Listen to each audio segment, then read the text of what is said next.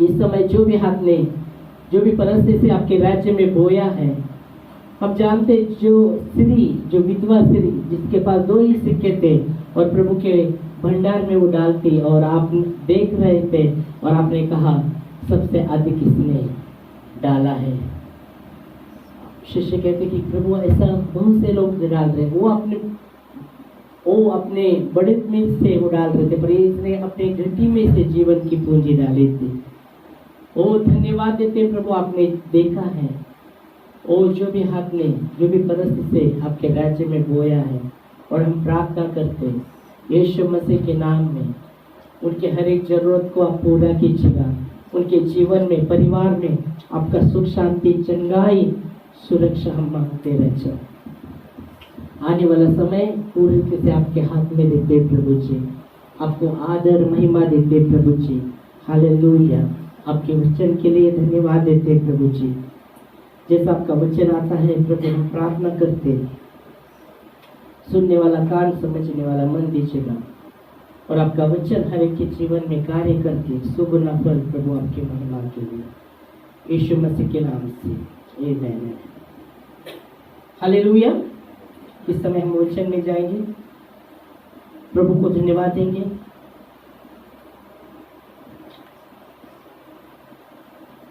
भजन संहिता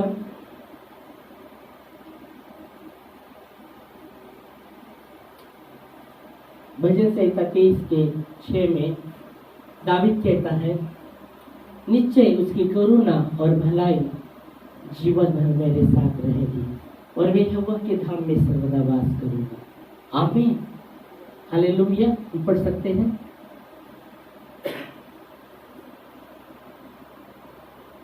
भजन संहिता 23 के 6।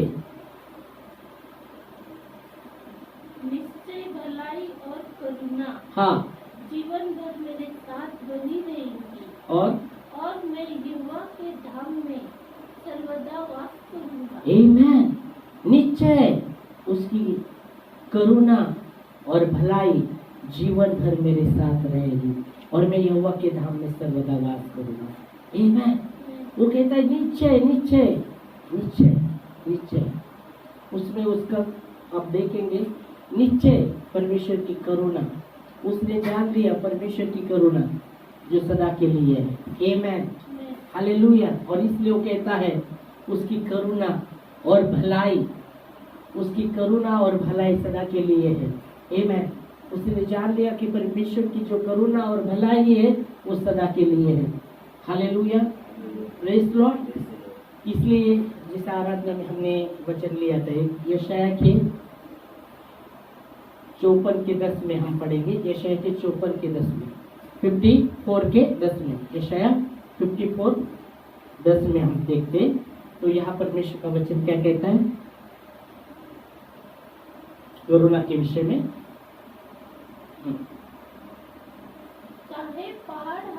चाहे पहाड़ हट जाए और पहाड़ियाँ टल जाए, पहाड़ियाँ भी टल जाए, तो भी मेरी करुणा तुझ पर से कभी ना हटेगी।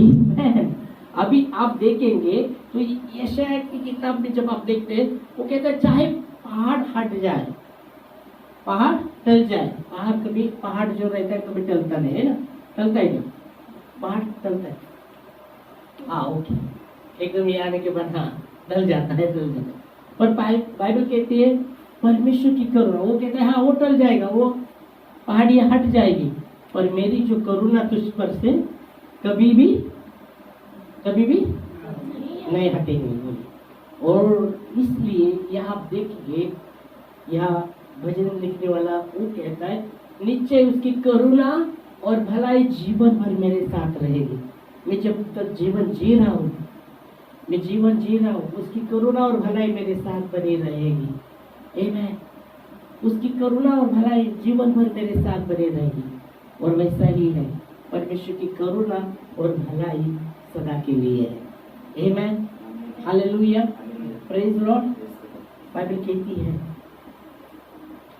उसके, बाइबल कहती कि मैं गए बार हमने देखा था कि परमेश्वर का वचन कहता है कि मैंने तुझ पर अपनी करुणा रखी है, मैं तुझ पर अपनी करुणा रखूंगा, मैं तुझे फलवंत करूंगा, मैं तुझे बढ़ाऊंगा। हालेलुया। लेवी की किताब 26:9 में आप देखते, वो कहते हैं मैं तुझ पर करुणा, देखो करुणा के योग्य हम में कुछ भी नहीं था। करुणा के योग्य परमेश्वर की करुणा हम पर हो ऐसा कुछ भी नहीं था, पर उसने हम पर करुणा किया है। आप पढ़ सकते हैं लेवी की किताब 26:9 में। 26:9। और मैं तुम्हारी ओर कृपा दृष्टि करूंगा और तुमको फलवंत करूंगा और तुमको बढ़ाऊंगा और मैं तुम पर बढ़ाऊंगा तुम्हें, और तुम्हारे संग अपने वचन को पूर्ण करूंगा। हाँ जो भी मैंने वाचा बांधी तुम्हारे संग वो पूरा करूंगा। आमीन। परमेश्वर जब वाचा बांधता है उसको पूरा करने का भी सामर्थ्य रखता है और पूरा ही करता है। आमीन। हालेलुया। Praise Lord. और प्रभु ने जो भी मैं तुम पर करुणा करूंगा, मैं तुम पर कृपा दृष्टि करूंगा और मैं तुम्हें फलवंत करूंगा, मैं तुम्हें बढ़ाऊंगा। हालेलुया। और यह विषय में हमने देखा कि चाहे पहाड़ हट जाए, पहाड़ियां टल जाए, पर मेरी करुणा तुझ पर से कभी भी हटेगी नहीं। इसलिए यहाँ जब दावीद कहता है निश्चय निश्चय, मतलब उसने जान लिया जो परमेश्वर की करुणा और भलाई सदा के लिए है। बाइबल कहती है परमेश्वर भला है। हालेलुया। परमेश्वर भला, परमेश्वर सीधा और भला है। हालेलुया। और उसकी करुणा सदा के लिए है। इसलिए यहाँ भजन लिखने वाले कहते हैं कि उसकी करुणा निश्चय निश्चय, मैं जानता हूँ। निश्चय मतलब मैंने जान लिया। निश्चय का अर्थ है मैंने जान लिया है। निश्चय होगा या देखेंगे ऐसा नहीं, निश्चय मतलब उसने जान लिया है। और इसलिए वो कहते हैं निश्चय उसकी करुणा और भलाई जीवन भर मेरे साथ रहेगी। मैं जब जीवन जी रहा हूँ, हम जब जीवन जी रहे, बहुत से हमारे जीवन में घटनाएं होती रहती है, घटनाएं आती रहती है, घटनाएं होती रहती, घटनाएं आती रहती है, जीवन जी रहे। पर वो कहता है निश्चय उसकी करुणा और भलाई जीवन भर, मैं जीवन जी रहा हूँ, जीवन भर मेरे साथ साथ रहेगी, मेरे साथ साथ रहेगी और मैं यहोवा के धाम में सर्वदा वास करूँगा। आमीन। मैं परमेश्वर के धाम में सर्वदा वास करूँगा। अभी यहाँ आप देख सकते हैं, एक तो परमेश्वर की करुणा और भलाई के विषय में वचन में हम देखते हैं जो सदा के लिए, उसकी करुणा और भलाई सदा के लिए है। और वो नीचे उसकी करुणा और भलाई मेरे जीवन में रहेगी और मैं परमेश्वर के भवन में सर्वदा। अभी एक हमने देखा उसकी करुणा और भलाई जीवन भर मेरे साथ रहेगी। एक परमेश्वर की करुणा और भलाई, और वो जो करुणा और भलाई, जैसे उदाहरण के लिए परमेश्वर ने शिमोन पतरस को जब यीशु मसीह ने जाला डालने को बोल दिया और वो जाला डालता है प्रभु के कहने पर, और बहुत सी मच्छियाँ जब खींच रहे हो, बहुत से बच्चे, उसने अपने पड़ोसी जो उसके साथीदार तो उनको भी बुलाया खींचने के लिए। हालेलुया। उनको भी मछली नहीं मिला था, तो वो सब आकर खींचते, बहुत सी मछलियाँ भी मिलती। हालेलुया। दूसरी बात ये आप देख सकते हैं, उसकी वैसे ही देखो, जब प्रभु की करुणा और भलाई जीवन भर हमारे साथ बनी रहती है, हम यहोवा के धाम में रहते, तो वही करुणा और भलाई हमारे जीवन से भी वो पास होना बहुत जरूरी। परमेश्वर देता है, आशीषित करता है, हमें आशीषित करता है और हमारे द्वारा और भी लोगों को आशीष करना चाहता है। आमीन। समझ में आ रहा है? प्रभु हमें आशीषित करता है ताकि हमारे द्वारा और भी लोग आशीषित हो। वैसे जब प्रभु की करुणा, यहाँ जब वो बोल रहा है कि उसकी करुणा और भलाई जीवन भर मेरे साथ रहेगी और मैं यहोवा के धाम में रहूंगा, तो प्रभु का करुणा और भलाई जब हमारे ऊपर आया है, तो वही करुणा और भलाई हमारे जीवन के द्वारा भी होना आगे बहुत ही जरूरी है। हालेलुया। जैसे उदाहरण के लिए आप देखते, एक बाइबल कहती है एक व्यक्ति का कर्जा बहुत था और स्वामी ने कर्जा उससे चुकाना, अपना कर्जा चुकाना चाहा, तो स्वामी कहते हैं अपने दासों को उसका जो भी कुछ है सब लेकर आओ। और जब वो कर्जदार वाला स्वामी के पास जाता है, बोलता है मैं तुम्हारा कर्जा चुकाऊंगा, मुझे समय दो, मैं चुकाऊंगा। स्वामी देखता है कि ये कभी चुका ही नहीं सकता, इतना कर्जा उस पर था। तो स्वामी को दया आती है और वो माफ कर देता है, वो माफ करता है। पर बाइबल कहती है जब उसको माफी मिला और जब वो नीचे आता है तो उसका 100 रुपए किसी से आना रहता है, और वो व्यक्ति सामने आता है, और वो सामने आता है तो वो ये बोलता है मेरा 100 रुपए डाल, उसके इसको वो भी बोलता है मुझे समय दे, दूंगा मैं तेरा 100 रुपए, पर ये कुछ सुनने के हाराज में नहीं, मेरा दे, मेरा पैसा दे। और जब उसको सता रहा है, तकलीफ दे रहा है, पकड़ा है उसके बच्चे को, तो स्वामी के सेवक देखते, अरे स्वामी ने तो इसको माफ किया। स्वामी के सेवक देखते और स्वामी के पास जाकर उसको कहते तूने कैसा उसको माफ किया था, उसका दूसरे से आ रहा है तो उसको वो पकड़े हुए हैं। तो स्वामी कहते हैं जाओ उसको लेके आओ। जब उसको लेके जाते हैं स्वामी के पास, स्वामी कहता है अरे दुष्ट दास, मैंने कैसा छोड़ दिया था, तूने क्यों नहीं छोड़ा उसे? मैंने तुझे माफ किया था ना, तूने क्यों नहीं माफ किया? मैंने इतना कर्जा तेरा माफ किया था, तूने क्यों नहीं माफ किया? और बाइबल कहती है दुष्ट दास, उसको अंधेरे इसमें डालो, वहां रोना और दांत पिसना होगा, ऐसा वचन कहता है। तो क्या बताने चाहते हैं, वैसे ही जैसे प्रभु का अनुग्रह, उसकी भलाई, उसकी करुणा और भलाई जब हमारे जीवन में आती है तो वही करुणा और भलाई हमारे जीवन के द्वारा भी पास होना बहुत ही जरूरी है। इसलिए बोला परमेश्वर आशीषित करता है हमें, ताकि हमारे द्वारा वो आशीष आगे भी फैले। हालेलुया। और इसलिए यहाँ भजन लिखने वाला कहता है कि निश्चय उसकी करुणा और भलाई जीवन भर मेरे साथ साथ रहेगी, मेरे साथ साथ रहेगी, और मैं यहोवा के धाम में वास करूंगा। पहला प्रभु का करुणा और भलाई जब उसके जीवन में, तो वही करुणा और भलाई मेरे जीवन के द्वारा भी आगे, वही करुणा और भलाई, वही दया, बाइबल कहती धन्य है जो दयावंत है, उन पर दया की जाएगी।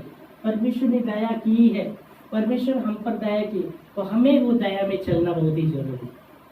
Hallelujah, praise Lord. वो दया में चलना परमेश्वर वो चाहता है।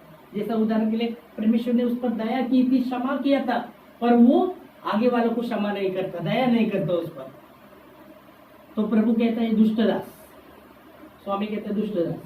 तो यहाँ भजन लिखने वाला वही कहता है कि निश्चय उसकी करुणा और भलाई जीवन भर मेरे साथ रहेगी। उसकी करुणा और भलाई जीवन भर, उसकी करुणा को और भलाई को जो उसने मुझ पर किया, वही करुणा और भलाई में आगे में बढ़ूंगा, वही दया और भलाई में आगे बढ़ने वाला हूँ। हालेलुया। जीवन भर मेरे साथ साथ रहेगी और मैं यहोवा के धाम में सर्वदा वास करूंगा। हालेलुया। बाइबल की जो जय पाता है और अंत तक वो काम को करता है, उससे क्या कहा गया है, उसको क्या कहा है? प्रकाश वाक्य में लिखा है ना, जो जय पाता है और अंत तक काम को करता रहता है, उसको क्या बोला है? क्या दूंगा, क्या करूंगा, क्या बोला है परमेश्वर?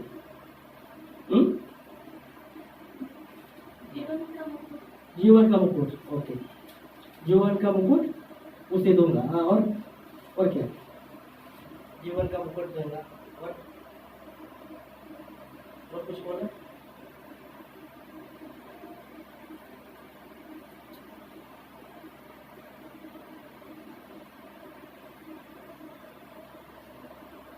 जीवन का मुकुट दूंगा। और हम पढ़ेंगे 2-3 वचन। अधिकारी के विषय में भी कहा गया है। हम आते हैं प्रकाश वाक्य 2 अध्याय और 26 वचन। प्रकाश वाक्य 2 अध्याय 26 वचन। जो जय पाए और मेरे कामों के अनुसार अंत तक करता रहे, मैं उसे जाति जाति के लोगों पर अधिकार दूंगा। आमीन। अभी यहाँ जो जय पाए और मेरे काम को अंत तक करते रहेगा, जाति जाति पर अधिकार। और अपने वचन देखेंगे। जैसा दावीद कहता है, निश्चय उसकी करुणा और भलाई जीवन भर मेरे साथ रहेगी और मैं यहोवा के धाम में सर्वदा वास करूंगा। तो परमेश्वर के धाम में सर्वदा वास करने के विषय में जब कहा गया है तो ये वचन हम देखेंगे। प्रकाश वाक्य 3 अध्याय और 12 वचन कहता है वो परमेश्वर का एक मंदिर का स्तंभ होगा। स्तंभ मतलब खंबा, हम पढ़ सकते हैं। जो जय पाए उसमें अपने परमेश्वर के मंदिर में एक खंबा बनाऊंगा। आमीन। क्या कहता है वचन? जो जय पाए उसे अपने उसे मैं अपने मंदिर में एक उसमें परमेश्वर के मंदिर में एक खंबा बनाऊंगा। आगे और वह फिर कभी बाहर ना निकलेगा। आगे और मैं अपने परमेश्वर का नाम और अपने परमेश्वर के नगर न्याय यरूशलेम जो मेरे परमेश्वर के पास से स्वर्ग पर से उतरने वाला है और अपना नया नाम उस पर लगाऊंगा। आमीन।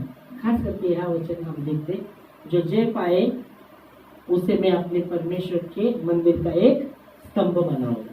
स्तंभ मतलब खंबा, मंदिर में का एक स्तंभ। और यहाँ दावीद क्या कह रहे हैं? मैं सर्वदा परमेश्वर के भवन में रह पाऊंगा।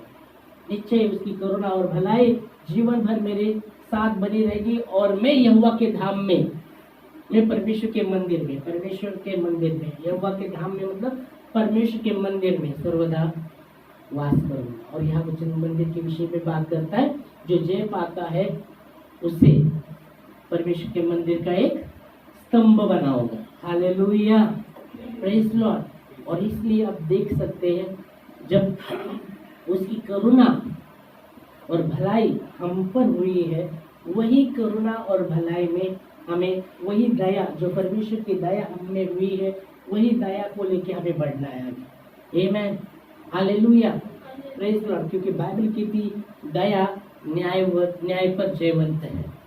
जो दया करता है उसका न्याय दया से होता है। परमेश्वर ने दया हम पर की है तो हमें भी दया में ही चलना है। जो दया नहीं करता उस पर दया नहीं की जाएगी। वचन कहते हैं जो दया करता है उस पर परमेश्वर ने दया की है, वो दया में हमें बढ़ना है। हम आते वचन में मुझे लगता है याकूब की पत्री 2 अध्याय 13 वचन में शायद हम पढ़ेंगे।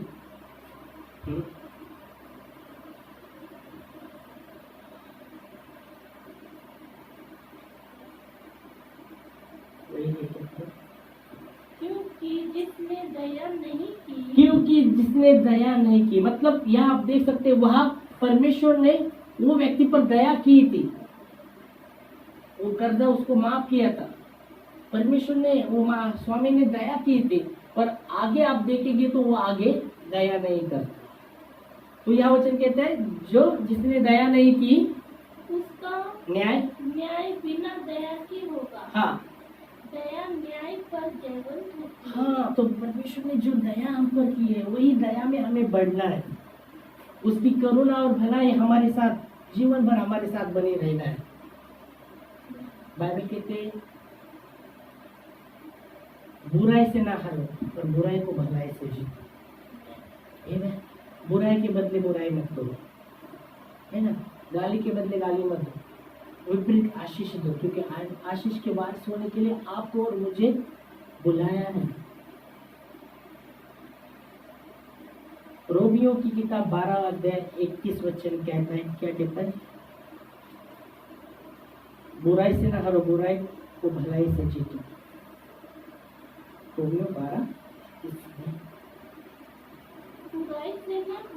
बुराई से ना हारो परंतु भलाई से बुराई को जीत लो। हाँ, बुराई से ना हारो पर बुराई को भलाई से जीतो। आमीन। इसलिए मत देखो, भलाई जीवन भर साथ रहना, जीवन भर हमारे साथ रहे, बने हुए उसकी करुणा और भलाई। यह वचन कहता है बुराई से ना हारो, मतलब जो बुराई करते बुराई से बुराई को हम जीत नहीं सकते। बुराई को बुराई से नहीं जीत सकते, बुराई को भलाई से जीता जा सकता है। समझ में आया? और यह वचन वही कहता है कि बुराई से ना हारो, बुराई से ना हारो, बुराई से, हाँ हम बुराई कर रहे, हमारे अंदर परमेश्वर की भलाई है। वो बुराई कर रहे, भलाई से ही हमें चलना है, भलाई में ही हमें चलना है। यहाँ वही दाऊद कहता है, निश्चय उसकी करुणा और भलाई जीवन भर मेरे साथ बनी रहेगी और मैं यहोवा के धाम में सर्वदा वास करूंगा। आमीन। और यहाँ वचन कहता है बुराई से ना हारो। अगर बुराई से ना हारो तो बुराई को भलाई से जीतो। बाइबल कहती है 1 पत्रस 3:9 में, गाली के बदले गाली मत दो, श्राप के बदले श्राप मत दो, विपरीत आशीष दो, क्योंकि आशीष के वारिस होने के लिए आपको और मुझे बुलाया है। आपको और मुझे आशीष के वारिस होने के लिए बुलाया। पढ़ सकते हैं 1 पत्रस 3:9। बुराई के बदले बुराई मत करो, बुराई के बदले बुराई मत करो, और ना गाली के बदले गाली ओ ना गाली के बदले गाली दो, पर इसके विपरीत आशीष ही दो। ओ प्रेज गॉड। बाइबल कहती बुराई के बदले बुराई मत करो। भलाई हमारे अंदर है, परमेश्वर की भलाई, उसकी करुणा हमारे अंदर है। तो बुराई कौन कर रहे? तो बुराई के बदले हमें बुराई नहीं करनी, गाली के बदले हमें गाली नहीं देनी। बाइबल कहती इफिसियों 4:29 वचन कहता है कि कोई गंदी बात तुम्हारी मुंह से ना निकले, पर वही निकले जो आवश्यक के अनुसार हो, जो सुनने वालों पर अनुग्रह हो जाए। इफिसियों 4:29 वचन में 29, हाँ पढ़ो। कोई गंदी बात तुम्हारे मुंह से कोई गंदी बात तुम्हारी मुंह से ना निकले, पर आवश्यकता के अनुसार वही निकले, उन्नति के लिए उत्पन्न होते हैं, हाँ, ताकि उससे सुनने वाले पर अनुग्रह हो। कोई गंदी बात, वापस कोई गंदी बात तुम्हारे मुंह से ना निकले, पर आवश्यकता के अनुसार वही जो उन्नति के लिए उत्तम हो, ताकि सुनने वाले पर अनुग्रह हो। और यहाँ इसलिए यहाँ पत्रस कहता है कि बुराई के बदले बुराई मत करो, गाली के बदले गाली मत करो, क्योंकि उसकी करुणा और भलाई हमारे अंदर परमेश्वर ने डाला है। इसलिए दाऊद कहता है निश्चय उसकी करुणा और भलाई मेरे जीवन भर मेरे साथ रहेगी और मैं यहोवा के धाम में वास करूंगा। और यह वचन कहता है क्योंकि आशीष के वारिस होने के लिए आपको मुझे, पूरा वचन में आप देखेंगे तो वो कहता है बुराई के बदले बुराई मत करो, गाली के बदले गाली मत करो, विपरीत आशीष दो, क्योंकि आशीष के वारिस होने के लिए परमेश्वर ने आपको और मुझे बुलाया है। आमीन। हेलो, आमीन। आशीष के वारिस होने के लिए आपको और मुझे परमेश्वर ने बुलाया है। Praise Lord. और इसलिए यह वचन कहता है, इसलिए वो वचन कहता है कि बुराई से ना हारो, बुराई को भलाई से जीतो। और दाऊद वही बता रहा है यार, निश्चय उसकी करुणा और भलाई मेरे जीवन भर मेरे साथ बनी रहेगी और मैं यहोवा के धाम में सर्वदा वास करूंगा। इसलिए वचन कहता है यार, इसलिए वचन कहता है उसकी करुणा और भलाई जो उसने हम पर किए, वही करुणा और भलाई में हमें आगे बढ़ना है, वही करुणा और भलाई में हमें आगे बढ़ना है। बाइबल कहती है हम भले काम में साथ ना छोड़े, भले काम करते रहे, या तभी हम भले काम करते रहे ताकि समय पर उसकी कटनी भी काटे। गलती 5वां अध्याय 9 वचन। भले काम करने में साथ ना छोड़े, हम पढ़ सकते हैं। एक वचन लेंगे फिर प्रार्थना में हम खड़े होंगे, अगली बार और उतरेंगे। गलती 6:9। हम भले काम करने में हियाव ना छोड़े, हम भले काम करने में हियाव ना छोड़े, क्योंकि यदि हम ढीले ना हो तो समय पर कटनी नहीं काटेंगे। कटनी नहीं काटेंगे, काटेंगे नहीं काटेंगे। वापस पढ़ो कैसे? हाँ, और सही ठीक समय पर नहीं काटेंगे। हाँ वही बोलो, नहीं काटेंगे सर। भले काम करते रहे, ढीले ना हो, ठीक समय पर उसकी कटनी काटेंगे। काटेंगे, कटनी काटेंगे, नहीं काटेंगे नहीं। हम जो बोएंगे वही काटेंगे, वचन कहते हैं ना। तो यहाँ साथ में वही कहता है, धोखा न करो, परमेश्वर तत्व में उड़ाया नहीं जाता, मनुष्य जो बोलता है वही काटेगा। और नववचन में वो कहता है कि भले काम में साथ न छोड़े, भले काम करते रहे, कि समय पर उसकी कटनी हम काटेंगे। आमीन। और यहाँ दावीद वही कहता है, निश्चय उसकी करुणा और भलाई जीवन भर मेरे साथ रहेगी। जो प्रभु ने हमें दिया है उसे हमें आगे भी पास भी होना बहुत जरूरी। हमसे पास होना सिर्फ हमारे लिए, वो पास होना बहुत जरूरी। बाइबल क्या कहता है? यीशु मसीह ने गए, हमने देखा था पर के दिन यीशु मसीह खड़ा हुआ, जो प्यासा है मेरे पास आए और मुझसे पिए, और विश्वास रखने वालों के जीवन से क्या न, जीवन की नदियां बहती निकलेगी। वो रुकने वाली नहीं, जीवन की नदियां वो बहेगी। वैसे ही करुणा और भलाई के विषय में भी हम देखते हैं, और उनका भी वही कहता है। आमेन, हालेलुया, प्रेज लॉर्ड। इस समय हम खड़े होंगे प्रार्थना में और प्रभु को धन्यवाद देंगे। सचमुच प्रभु धन्यवाद देते खुदावन परमेश्वर, आपकी करुणा और भलाई के लिए हम धन्यवाद देते प्रभु। बाइबल कहती है कि हम अविश्वास योग्य रहे, फिर भी आप हमारे संग विश्वास योग्य ही रहे, क्योंकि आप अपने आप का इनकार नहीं करते। धन्यवाद देते खुदावन परमेश्वर, आपकी करुणा और भलाई के लिए। धन्यवाद।